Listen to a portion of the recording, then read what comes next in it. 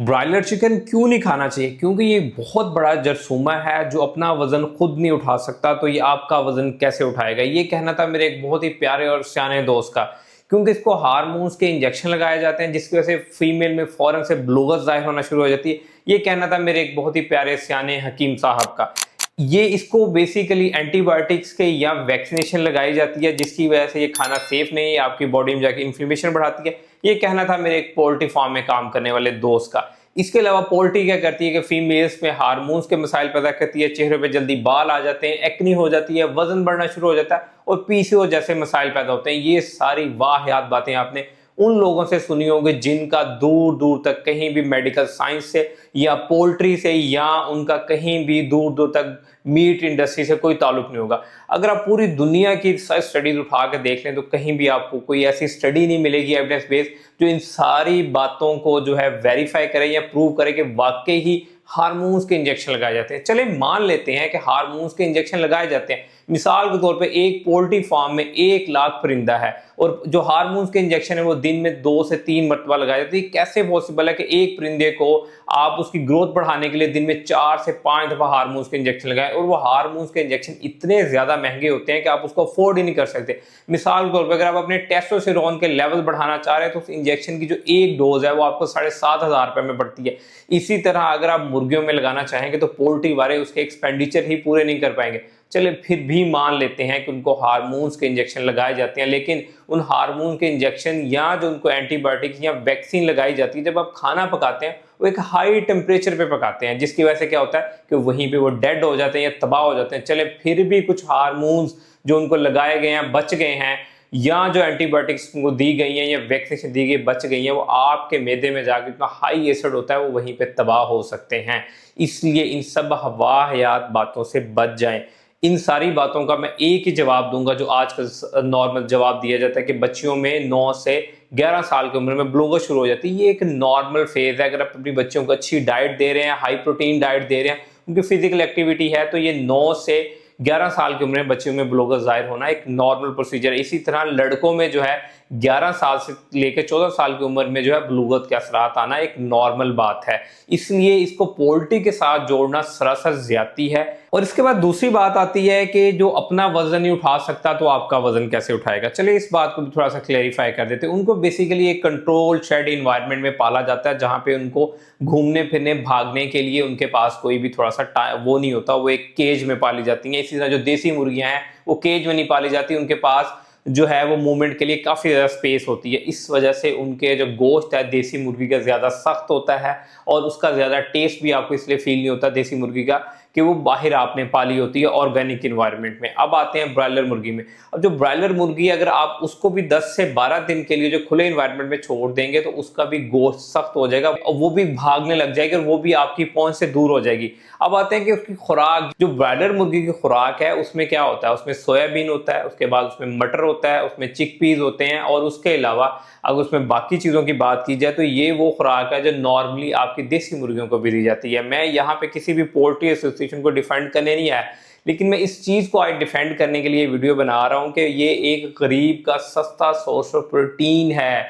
ये बातें आपको वो लोग बता रहे होते हैं या मोहल्ले की गुस्सानी खाला बता रही होती है कि आपकी बच्ची को अगर पीसीओएस है तो उसकी वजह क्या होगी, वो उसको ब्रॉयलर चिकन नहीं देना, या आपको वो थड़े पे बैठा हुआ अंकल बता रहा होगा जिसकी खुद की तालीम मैट्रिक से कम होगी, किसी उसको ये भी नहीं पता होगा कि हार्मोन इंजेक्शन आपकी बॉडी में क्या काम करते हैं, वैक्सीन का क्या काम है, एंटीबायोटिक्स का क्या काम है, ना उसको प्राइसेस के बारे में पता होगा ना उसको आउटर कम के बारे में पता होगा। और हकीम बेचारे आजकल क्या करते हैं, बस उनका एक ही काम है नंबर देख के बताना खाने की तस्वीर ठंडी है या खाने की तस्वीर गर्म है, इससे आगे उनकी अगली बात ही नहीं जाती। इसलिए ब्रॉयलर मुर्गी की पहले जाके आप न्यूट्रिशन प्रोफाइल पकड़ें, देखें कि उनको खाने के लिए क्या दिया जाता है, उसके बाद उसकी ग्रोथ कैसे होती है, कितने दिनों में होती है। ये बेसिकली एक जेनेटिकली इंजीनियर्ड जो है एक प्रोटीन की फॉर्म है। जिस तरह आप जेनेटिकली इंजीनियर्ड आजकल फल खाते हैं, सब्जियां खाते हैं, जिस तरह आजकल आपको मार्केट में बेमौसमी सब्जियां फल अवेलेबल है, आप लोग वो भी तो खा रहे हैं।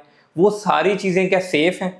आपका जो दूध आप आजकल पी रहे हैं, आपको क्या लगता है वो इंजेक्शन फ्री है? नहीं। आजकल आप किसी भी दूध का जाकर टेस्ट करवा लें बाजार में, आपको मिलावट से पाक दूध अगर 100 दुकानों होंगी ना, उनमें से 2 दुकानों शायद मिलेगा उनको भी हार्मोन के इंजेक्शन लगाए जाते हैं। तो वहां आप क्यों नहीं लेबलिंग करते कि ये खाना आपके लिए नुकसानदेह? क्योंकि ऑक्सीटोसिन का इंजेक्शन अगर किसी जो है वो भैंस को लगाया जा रहा है और वो दूध पी रहे हैं, तो वो डेफिनेटली तो हार्मोन आपकी बॉडी में जाके कॉज करेगा। लेकिन आप ब्रॉयलर मुर्गी को सबसे पहले इंतजाम दे रहे हैं। इसी तरह फलों की बात की जाए तो जितना ज़्यादा स्प्रे आपके फलों और सब्जियों पे किया जाता है, शायद उससे कम ही आपकी ब्रॉयलर मुर्गी आपको नुकसान दे रही होगी। इसी तरह हम बात कर लेते हैं पानी की, तो क्या पानी हमारा ठीक है? हमारा पानी जो है, अगर आप जो रिपोर्ट उठा के WHO की देखें, पाकिस्तान में कम से कम 40% लोगों को तो साफ पीने का पानी नहीं मुयसर, और आपकी रही सही आके टांग जो है ब्रॉयलर मुर्गी पे आके अड़ती है। इसी तरह बात कर लेते हैं पीसीओज की। पीसीओज में जब आप केस स्टडी उठा के देखेंगे, मैंने जितने पेशेंट की देखी है, या तो फीमेल सारी रात जो है जाग रही होती हैं, या उनके स्ट्रेस लेवल बहुत ज़्यादा होते हैं, उनका वेट ज़्यादा होता है, और एट दी एंड उनसे पूछे कि आपकी खुराक क्या है? जी मुझे फलां ने जो है वो ब्रॉयलर मुर्गी बंद की है। हालांकि इस सूरत में उनको प्रोटीन की ज़्यादा ज़रूरत होती है, क्योंकि प्रोटीन जो है वो आपकी बॉडी में जाकर रिपेयरिंग का काम कर रहा है, प्रोटीन आपकी बॉडी में जाकर मसल बिल्ड कर रहा है, प्रोटीन आपको वेट लॉस में हेल्प कर रहा है। लेकिन ऑन द अदर एंड क्या है, हम उसको प्रोटीन को इल्ज़ाम ठहरा रहे हैं और हम उनका वही बंद कर देते हैं, और बाद में कहते हैं कि पीसीओ नहीं ठीक हो रहा है। इसके बाद आते हैं उन बुजुर्गों का, सियानी खालों का, ठड़े पे बैठे हुए अंकल का।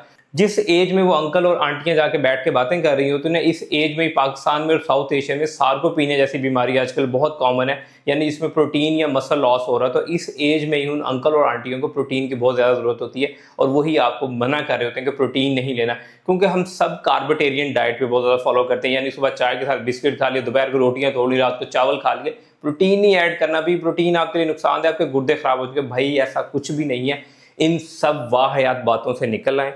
प्रोटीन एक सस्ता और हेल्दी सोर्स है। ब्रॉयलर के ऊपर अगर आपके पास कोई रिसर्च एविडेंस बेस्ड स्टडी है तो मुझे भी शेयर करें, मेरे साथ एक लाइव सेशन रख लें। Otherwise it's a very safe source of protein. आप बेशक पाकिस्तान पोल्ट्री एसोसिएशन की वेबसाइट पे जाकर लेंगे, दुनिया के किसी भी मोतबर रिसर्च जो इदारे करते हैं उस पर जाकर देख लें, कहीं भी नहीं लिखा कि पोल्ट्री आपके लिए हार्मफुल है। इससे ज़्यादा हार्मफुल और चीज़ें जो हम डेली बेसिस पे ले रहे होते हैं, जिसमें स्प्रे शुदा सब्जियाँ, स्प्रे शुदा फल हैं, इसके अलावा प्लास्टिक में बने हुए खानों में खाना खाना है, और बाकी सारी चीज़ें हैं। इसके अलावा हमारा लाइफस्टाइल भी बहुत गंदा है आजकल। हम सारे दिन बेड तोड़ते हैं, कुर्सियाँ तोड़ते हैं, सोफे तोड़ते हैं, फिर कहते हैं जी मुर्गी खाने से हम बीमार हो गए। मुर्गी खाने से आप बीमार नहीं हो रहे, आप अपने इनएक्टिव लाइफस्टाइल से बीमार हो रहे हैं। अपना लाइफस्टाइल एक्टिव करें, मुतवाज़न ग़िज़ा लें, इसके साथ साथ स्ट्रेस पे अपनी काम करें, अपनी 8 से 9 घंटे की स्लीप करें। कभी भी आपको मुर्गी बीमार करने वाली नहीं है। मैंने सारी ज़िंदगी ब्रॉयलर मुर्गी खाई है, मुझे आज तक कोई बीमारी नहीं हुई, और मेरे घर में भी सब सारे यही खाते हैं। इसलिए सेफ और सस्ता सोर्स ऑफ प्रोटीन, इसको लाजमी अपनी डाइट में इंक्लूड करें। आई होप कि आज की वीडियो के बाद आप ब्रॉयलर को जो है ना वो इल्ज़ाम नहीं ठहराएंगे, बल्कि अपने लाइफस्टाइल को इल्ज़ाम देंगे, उसको बेहतर करने की कोशिश करें। अगर आप मुझसे कस्टमर डाइट प्लान लेना चाह रहे हैं, पीसीओएस, फैटी लिवर या हाइपोथायराइडिज्म, तो आप मुझसे भी कस्टमर डाइट प्लान ले सकते हैं। अगर मेरी वीडियो आपको पसंद आए तो इस वीडियो को लाजमी लाइक कीजिएगा, शेयर कीजिएगा, और मेरा चैनल सब्सक्राइब कीजिएगा। और ये उन अंकल और आंटियों के साथ तो वीडियो लाजमी शेयर कीजिएगा जिन लोगों का ये कॉन्सेप्ट है कि मुर्गी खाने से जो है उनको बीमारियां होती हैं।